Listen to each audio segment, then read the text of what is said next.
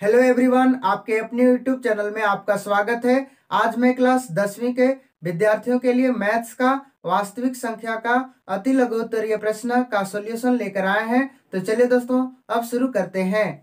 तो ये रहा वास्तविक संख्या का अति लघुत्तरीय प्रश्न का अंक गणित की आधारभूत प्रमेय का पहला प्रश्न है, निम्नलिखित संख्याओं का अभाज्य गुणनखंडों को गुणनफल के रूप में व्यक्त करें। मतलब समझेंगे कि जो नीचे दिए हुए संख्या है तो इस संख्या को अभाज्य गुणनखंड के रूप में करके गुणनफल के रूप में व्यक्त करना है, मतलब दिखाना है। और ये वीडियो आप लोगों को बहुत हेल्पफुल होने वाला है, तो इस वीडियो को लास्ट तक बने रहें। तो चलिए दोस्तों, अब इस प्रश्न को हल करते हैं। तो पहला प्रश्न है 72। क्या है? 72। तो 72 को क्या करेंगे? अभाज्य गुणनखंड करेंगे। तो 72 कितना से डिवाइड होगा? 2 से। ठीक है, तो 2 से डिवाइड करेंगे तो कितने बार में डिवाइड होगा? 36 बार। यानी 36 दुना कितना होता है? 72। 36 कितने से फिर डिवाइड होगा? 2 से। 18 दुना 36। 18 कितने से डिवाइड होगा? 2 से। तो 2 9 18। और 9 कितने से डिवाइड होगा? 3 से। तो 3 तिया 9। तो इस तरह से 72 का गुणनखंड आया, मतलब अभाज्य गुणनखंड। तो अभाज्य गुणनखंड आया तो 2 कितने बार में आया है? यहाँ पर 3 बार। तो 2 का यहाँ पर लिखेंगे क्यूब गुने, और 3 कितने बार आया है? 2 बार।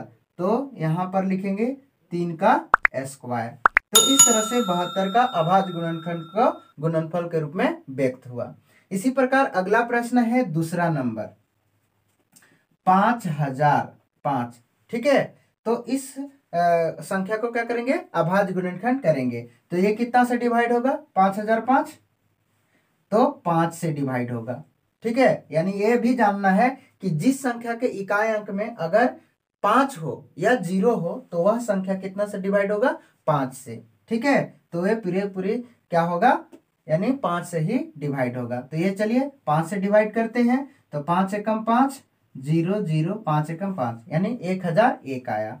अब इसको फिर क्या करेंगे?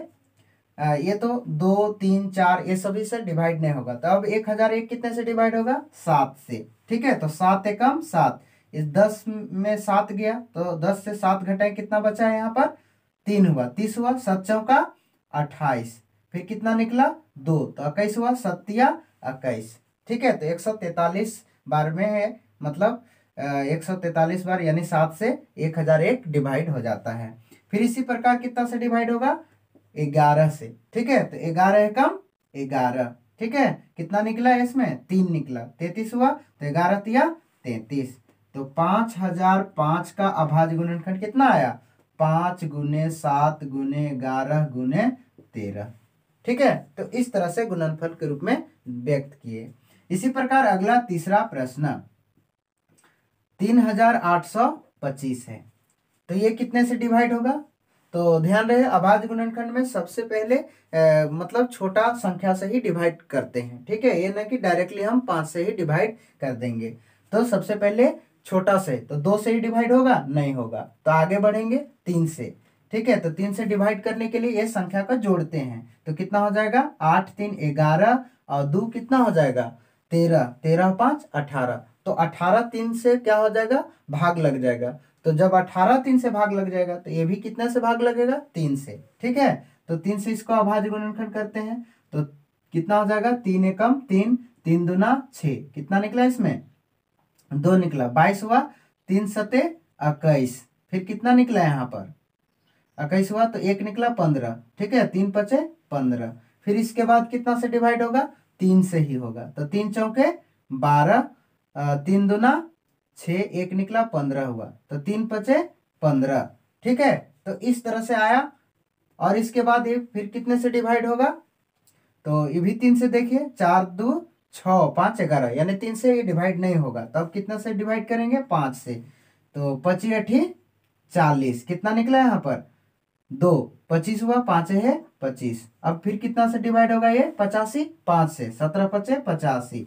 अब ये 17 डिवाइड नहीं होगा। ठीक है, तो अब 3825 का अभाज्य गुणनखंड हो गया, यानी 3 यहाँ पर ऐसे लिखेंगे। तो 3 कितने बार में है? यानी कितने बार आया है? 3 2 बार। तो 3 का स्क्वायर इस तरह से लिखेंगे, और फिर 5 लिखेंगे यहाँ पर। तो 5 कितने बार आया है अभाज्य गुणनखंड में? 2 बार। तो 5 का स्क्वायर लिखेंगे गुने 17 कितने बार आया है? तो 1 बार। तो 17 ही लिखाएगा। तो इस तरह से 3825 का अभाज्य गुणनखंड कितना आया?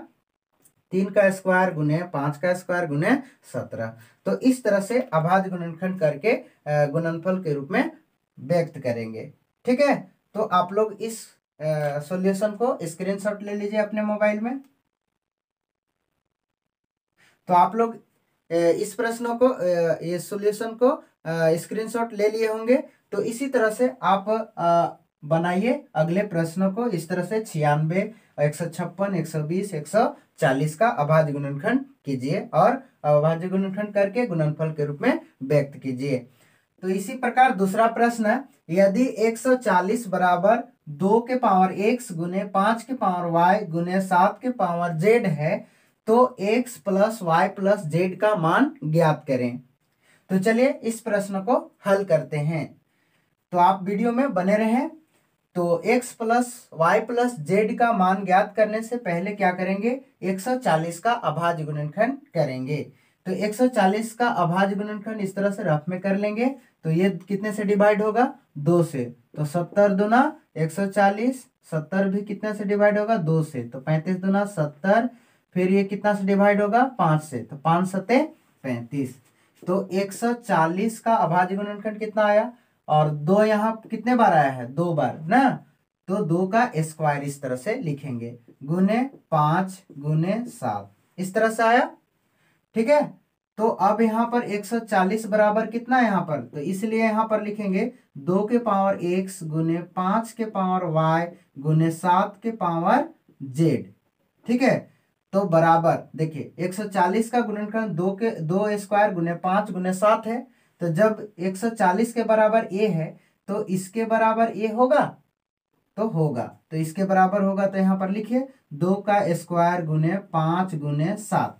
ठीक है, तो अब क्या करेंगे? x plus Y plus Z का मान निकालेंगे। तो इसलिए x plus Y plus Z बराबर, यानी x के लिए क्या है यहाँ पर? पावर इसके जैसा। ठीक है, तो 2 है प्लस 5 के पावर y है तो y का पावर कितना हो जाएगा यहाँ? मतलब 5 के ऊपर के मतलब पावर कितना है? 1 है। तो 1 लिखेंगे। फिर प्लस 7 का पावर कितना है? कुछ नहीं है तो 1 है, यानी z बराबर क्या होगा? 1। तो अब निकालेंगे 2, 1 3 और 1 4। तो x plus Y plus Z का मान कितना आया? 4।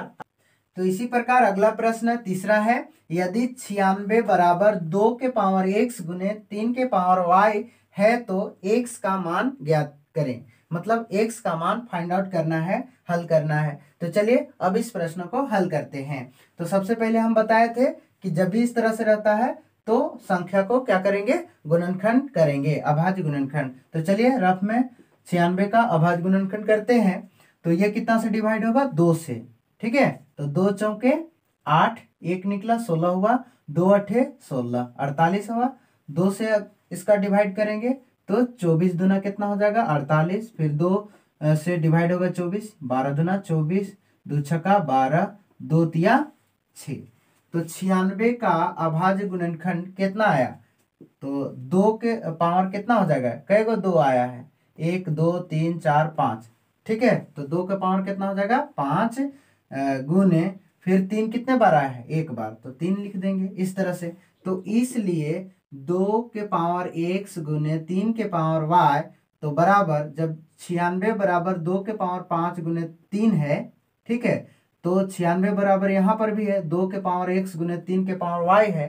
तो जब ये बराबर है तो इसके बराबर ये हो सकता है ना? तो हो सकता है, तो इसके बराबर लिखेंगे 2 के पावर 5 गुने 3। ठीक है, तो हम लोगों को केवल किसका मान ज्ञात करना है? x का मान फाइंड आउट करना है। तो इसलिए x बराबर कितना हो जाएगा? यानी 2 के पावर x है तो 2 के पावर यहाँ कितना है लिखा है? 5। तो x बराबर कितना हो जाएगा यहाँ पर? 5। तो इस तरह से ये प्रश्न को हल करेंगे। तो इसी प्रकार चौथा प्रश्न, यदि 120 बराबर 2 के पावर x गुने 3 के पावर 1 गुने 5 के पावर 1 है तो x का मान ज्ञात करें। तो मतलब x का मान फाइंड आउट करना है। तो चलिए इस प्रश्न को हल करते हैं। तो इस प्रश्न को आप लोग हल करके बताइए x का मान कितना होगा। तो चलिए बनाइए आप लोग।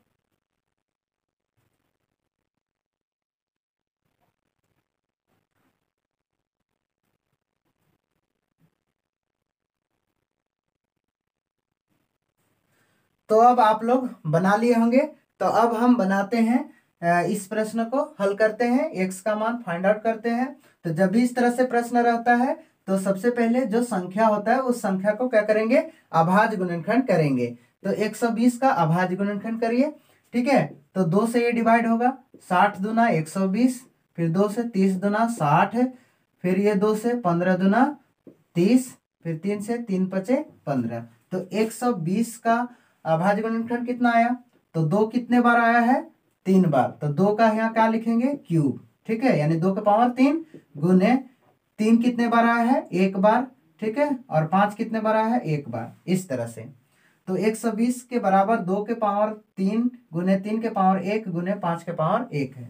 तो इसलिए 2 के पावर 1 गुने 3 के पावर 1 गुने 5 के पावर 1 बराबर, जब इसके बराबर 120 के बराबर ये है तो इसके बराबर ए हो सकता है ना। जब ये भी बराबर है तो जब बराबर है तो इसके बराबर में हम लिखते हैं यहाँ पर 2 का क्यूब गुने 3 के पावर 1 गुने 5 के पावर 1। तो इसलिए जब ये बराबर दोनों है तो इसलिए हम लोगों को क्या निकालना है, x का मान फाइंड आउट करना है। तो x बराबर क्या हो जाएगा, यानी 2 के पावर x है तो यहाँ 2 के पावर कितना है, 3 है। तो x बराबर कितना हो जाएगा, 3। तो इस तरह से ये आंसर आया। ठीक है, तो आप लोग स्क्रीनशॉट ले लीजिए। तो आप लोग स्क्रीनशॉट ले लिए होंगे। तो अगर ये वीडियो आप लोगों को कैसा लगा जरूर कमेंट बॉक्स में बताएं। अगर आप लोगों को अच्छा लगे तो जरूर लाइक करें और अपने दोस्तों के पास शेयर करें। और अगर आप मेरे YouTube चैनल में नए हैं तो इस चैनल को जरूर सब्सक्राइब करें और बेल आइकन की घंटी को प्रेस करें ताकि इसी तरह से आपको नए नए वीडियो मिलते रहे।